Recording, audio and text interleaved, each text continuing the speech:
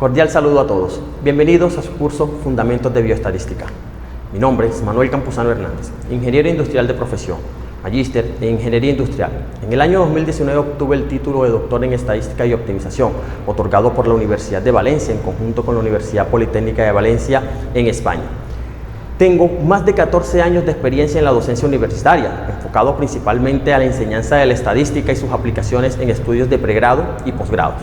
Mis intereses de investigación se han centrado principalmente en las áreas del control estadístico de procesos, la estadística industrial y la optimización. Durante esta sesión vamos a hacer un recorrido por el microdiseño del curso, vamos a hacer una introducción a la bioestadística y sus aplicaciones y el pensamiento estadístico. Comencemos. El curso Fundamentos de Bioestadística tiene diseñado un total de horas de atención directa del profesor de 48 horas. Asimismo, hay un total de horas de trabajo independiente del estudiante del doble, 96, para una relación 1:2. El curso está justificado en la necesidad de analizar e interpretar datos como herramienta o requisito previo para el éxito de estudios de las ciencias biológicas y de la salud. Tomar decisiones con respecto a estos temas requiere mucho más que sentido común, y es por ello que el uso de la bioestadística se ha convertido en una herramienta fundamental que me va a permitir tratar la información que tengo disponible para tomar decisiones acertadas. El uso de estos métodos estadísticos parte de la necesidad de convertir de manera rigurosa y objetivamente observaciones médicas y o biológicas en conocimiento que se puede utilizar para la definición de políticas que permitan establecer protocolos acertados. Por lo anterior, la asignatura de Fundamentos de Bioestadística tiene como propósito principal acercar al estudiante al pensamiento estadístico, mediante el conocimiento de métodos utilizados en el análisis de datos y la modelación de situaciones problemáticas asociadas a las ciencias biológicas y de la salud. Al finalizar el curso, el estudiante tendrá la capacidad de mostrar las siguientes competencias. 1. Representar la información relevante para la comprensión del problema de manera resumida en forma de tablas y gráficos y estadísticos. Reconocer los principales conceptos relativos a la probabilidad y la importancia de esta en el estudio de fenómenos relacionados con las ciencias biológicas y de la salud. 3. Derivar las matemáticas teóricas asociadas a la inferencia estadística que permita analizar resultados y sacar conclusiones a partir de datos sujetos a variaciones aleatorias. 4. Seleccionar modelos o técnicas estadísticas para la aplicación de estudios, de problemas reales en el ámbito de las ciencias biológicas y de la salud. 5. Comunicar a través de informes escritos y presentaciones orales los resultados de los análisis estadísticos para una audiencia de áreas relacionadas con las ciencias matemáticas, ciencias biológicas y de la salud, entre otras. Y por último, utilizar correctamente las herramientas informáticas para el análisis de datos aplicando métodos modernos de computación estadística y ciencia de datos. Se han definido unos resultados de aprendizaje. 1. Habilidad para aplicar el razonamiento matemático y estadístico en el ámbito de modelamiento de problemas reales para lograr resultados confiables en propuestas de análisis y solución. 2. La habilidad para analizar datos mediante el uso de herramientas informáticas y usar el juicio basado en el pensamiento estadístico para sacar conclusiones y tomar decisiones con base a la evidencia. Y por último, la habilidad de comunicar de manera efectiva los resultados de un análisis estadístico a través de comunicaciones orales y o escritas. Para alcanzar estos resultados de aprendizaje se han establecido unas estrategias pedagógicas, como las clases magistrales, el aula invertida, las estrategias basadas en pensamiento computacional, las guías de actividades, las rúbricas, o las dinámicas en el aula, discusiones, debates y conversatorios. Y se han establecido unas actividades para poder evaluar al estudiante, como exámenes teórico-prácticos, laboratorios de análisis y datos y talleres grupales utilizando software estadístico y el estudio de casos. El curso se valorará cada uno de los resultados de aprendizaje, a través de unas rúbricas que están establecidas en el rango de unas puntuaciones que ya están dados por la Universidad del Magdalena, que son de 0 a 500. Se han establecido unas condiciones para que el estudiante pueda obtener dichas puntuaciones. Para los otros RA se pueden dirigir directamente al microdiseño. Los contenidos teórico-prácticos del curso, vemos que el curso está dividido en 3 grandes unidades temáticas: la estadística descriptiva, probabilidad e inferencia estadística. Para la estadística descriptiva vamos a aprender todo lo que tiene que ver con la organización y análisis y presentación de datos a través de tablas de frecuencias y gráficos, medidas de tendencia central, posición relativa, dispersión y forma, asociación entre variables. Vamos a hacer una introducción al software R como herramienta o software primordial en el aprendizaje de todos estos contenidos. En la unidad temática de probabilidad vamos a definir axiomas de probabilidad, vamos a definir la probabilidad condicional e independencia entre eventos, la probabilidad total y regla de Bayes, variables aleatorias, distribuciones de probabilidad discretas y distribuciones de probabilidad continua, específicamente la distribución normal. Por último, en la inferencia estadística vamos a ver todo lo relacionado al muestreo aleatorio y a otras estrategias de muestreo que son comúnmente utilizadas. Vamos a hacer estimaciones puntuales, intervalos de confianza, pruebas de hipótesis y estudios del valor P. Análisis de varianzas, modelos de regresión y estadística no paramétrica. Los recursos educativos y herramientas TIC que vamos a utilizar durante el curso son computadores, VideoBeam, software R de licencia libre, Microsoft Excel para poder hacer cálculos numéricos, y Brightspace como sistema de gestión de aprendizaje lleno de funcionalidades. Esta es la bibliografía, ¿sí? Como pueden notar, en cada una de las referencias está anexado el link que los lleva directamente a la base de datos de la biblioteca de la Universidad del Magdalena. ¿Qué es la bioestadística? Muy bien, la bioestadística es una palabra compuesta, ¿sí? Que se forma de la unión del prefijo bio, que significa vida, sobre la palabra estadística. Por tanto, aquí es importante conocer el concepto de estadística. ¿Qué es la estadística? La estadística es la técnica o método científico usado para recolectar, presentar, resumir, analizar, interpretar, generalizar y contrastar resultados de observaciones de fenómenos reales. Por tanto, la bioestadística es la aplicación de la estadística en los campos de las ciencias de la vida, encontrando nuevas técnicas que permitan abordar estos problemas.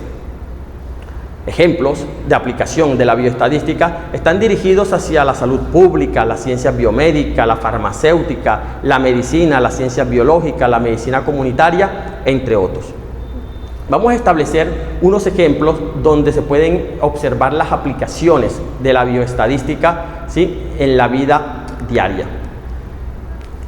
Al cuidado de la salud, por ejemplo, tras realizar una muestra estadística, los epidemiólogos Richard Doll y Branford Hill demostraron que fumar era el principal factor de riesgo para desarrollar cáncer pulmonar, una investigación que fue desarrollada en el año 1999. Antes de ese año, fumar era un hábito común entre los habitantes. Posterior a esta investigación, ¿sí? Se logró reducir el consumo de tabaco debido a que las personas se concientizaron del daño que podían ocasionarse a su salud. Otro ejemplo, ¿sí? Puede ser una aplicación a la biología. Por ejemplo, la caracterización de la diversidad genética, su estructura, su ubicación geográfica y ambiental, que resulta crítica para la conservación y la utilización de las plantas.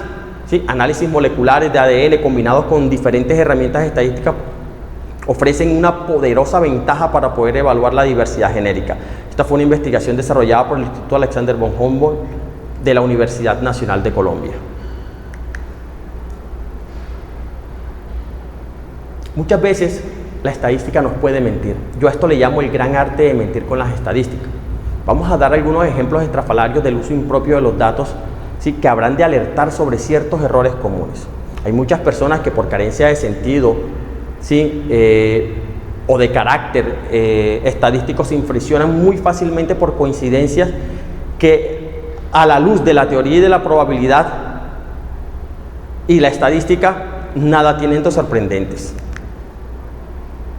Por ejemplo, si las estadísticas mostrasen que la mortalidad por tuberculosis es mayor en una ciudad específica que en las demás ciudades, ¿significaría esto que el clima de esa ciudad favorece el contagio tuberculoso? No, por el contrario, el clima de esa ciudad es tan beneficioso que los enfermos de tuberculosis acuden allí para mejorarse. Naturalmente, esta es la causa de que allí aumenten los fallecimientos provocados por este mal. Otro ejemplo. Un reciente estudio psicopedagógico ha demostrado que los niños de pie grande saben leer mejor que los niños de pie pequeño. ¿Permitirá entonces el tamaño del pie medir la capacidad de lectura de los niños? Por supuesto que no. El estudio se hizo sobre escolares que están en crecimiento. Por tanto, lo que se pudo demostrar en el estudio fue que los niños mayores, cuyos pies son más grandes, pueden leer mejor que los niños pequeños. Entonces, ¿qué hacer para no equivocarnos, cierto, al momento de analizar y comprender un análisis estadístico? Perfecto, yo les tengo la clave, es el pensamiento estadístico. Pensamiento estadístico implica un pensamiento crítico y la capacidad de darle sentido a unos resultados.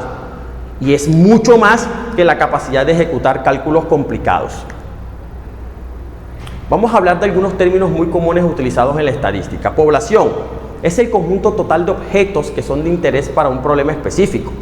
Los objetos pueden ser personas, animales, productos, y cada uno de ellos recibe el nombre de elemento o individuo. La muestra es el subconjunto de la población. Datos y observaciones son los números o denominaciones que podemos dar a cada individuo o elemento de la población. El parámetro es cualquier característica medible de la población. Estadístico es cualquier característica medible de una muestra. El censo es la enumeración completa de la población. Veamos un ejemplo.